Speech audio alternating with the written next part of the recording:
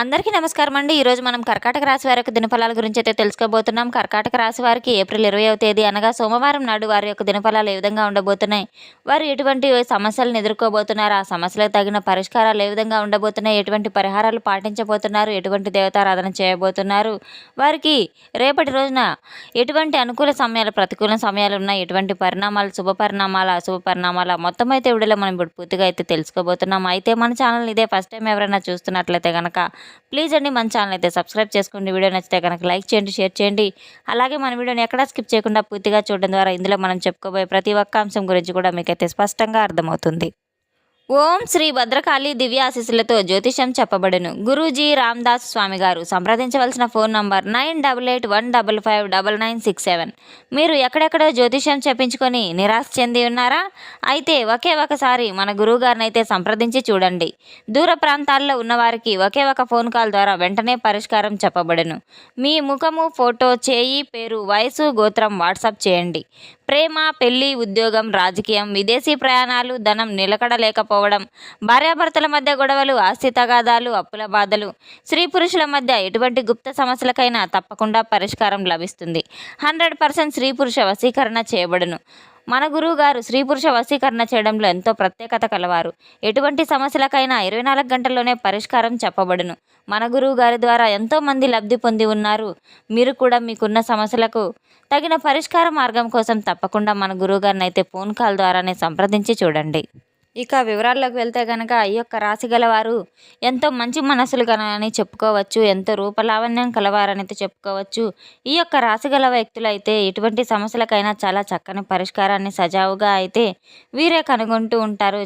చాకచక్యంగా అధిగమిస్తూ ఉంటారు. వీరి యొక్క శుభవార్త రేపటి రోజున వీరు వినబోతున్నారు. ఇంతకీ ఆ శుభవార్త ఎవరి రూపంలో రాబోతుంది, ఏ విధంగా రాబోతుంది, వారు ఈ యొక్క రాశి గలవారు రేపటి రోజున ఒక స్త్రీ ద్వారా సాయంత్రం 5:30 తర్వాత ఒక వార్తనైతే వినబోతున్నారు. ముఖ్యంగా వీరి జీవితంలో నమ్మించి మోసం చేసే వ్యక్తులు ఎప్పుడూ కూడా ఏదో ఒక సమస్యతో వీరికైతే ఎదురవుతూ ఉంటారు. వీరి జీవితం చాలా వరకు చాలా రకాల కష్టాలతో ఎదుర్కొన్నప్పటికీ కూడాను వీరి జీవితంలో ఒక మంచి కీలకమైన మార్పునైతే రేపటి రోజున వీరు చూడబోతున్నారు. ఆ మార్పు కూడా వీరికి చాలా అనుకూలంగా ఉండబోతుంది. రేపటి రోజున ఈ యొక్క రాశి గల వారి యొక్క జీవితంలో ఒక పెద్ద శుభవార్తనైతే మధ్యాహ్నం 2 గంటల నుండి సాయంత్రం 5:30 తర్వాత వీరు వినేటువంటి సూచనలు కూడా వినబడుతున్నాయి.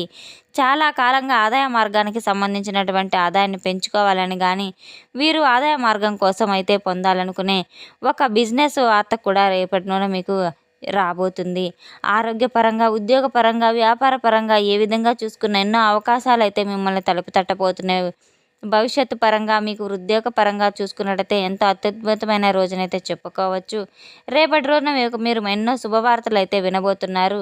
ఖచ్చితంగా మీకు ఒక ఫోన్ కాల్ ద్వారా ఒక మంచి అవకాశం మీ తలుపు తట్టబోతుంది.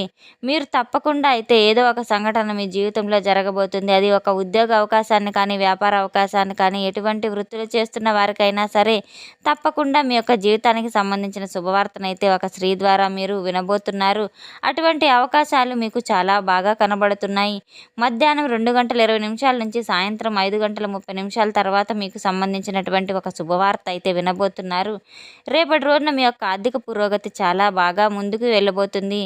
ఎన్నో సూచనలు కూడా కనబడుతున్నాయి. వీరికి ఖర్చులు ఎక్కువగా ఉంటాయి కనుక ఖర్చు పెట్టే విషయంలో చాలా జాగ్రత్త వహించవలసిన అవసరం కూడా ఉంది. విలాసవంతమైన వస్తువుల కోసం ధనాన్ని అనవసరంగా మీరు ఖర్చు చేయడం మంచిది కాదు. ఏది అవసరమో, ఏది అవసరం లేదో దానికి తగినట్టుగా మీరు డబ్బు ఖర్చు చేయడం చాలా మంచిది. ఒక వ్యక్తితో పరిచయం అయితే మీ జీవితంలో ఊహించినటువంటి మలుపును తిప్పేటువంటి అవకాశాలు చాలానే కనబడుతున్నాయి. చాలా కాలంగా కలుసుకోవాలనుకున్నటువంటి ఒక వ్యక్తిని మీరు కలుసుకునే విషయం కూడా రేపటి రోజున జరగబోతుంది. ఈ యొక్క రాశి గల వారు చాలా కాలంగా ఏదైనా సమస్యలో చిక్కుకొని దానికి పరిష్కారం దొరక్క బాధపడుతూ ఉన్నట్లయితే అటువంటి సమస్య మీకు మంచి పరిష్కారం కూడా లభించబోతుంది. కానీ కొన్ని కుటుంబ సభ్యుల్లో ఒకరికొకరు అయితే గొడవలు జరిగే అవకాశాలు కూడా ఉన్నాయి. కనుక కాస్త అటువంటి విషయంలో మీరు జాగ్రత్త పడవలసిన అవసరం కూడా ఉంది. బంధాలను ఎప్పుడు బలపరుచుకోవాలే తప్ప మీరు ఒక మాటతో తెంచేయకూడదు. చక్కగా రేపటి రోజున కోపాన్ని అదుపులో పెట్టుకుని బంధాలు నిలుపుకోవాలనే ప్రయత్నాలు అయితే చేయవలసిన అవసరం కూడా ఉంది. కొన్ని అనుకూల ఫలితాలు, ప్రతికూల సమయాలు కూడా మీకు ఎంతో మిశ్రమంగా ఉండబోతుంది. ఒక మంచి పెద్ద శుభవార్తను కూడా మీరు వినబోతున్నారు.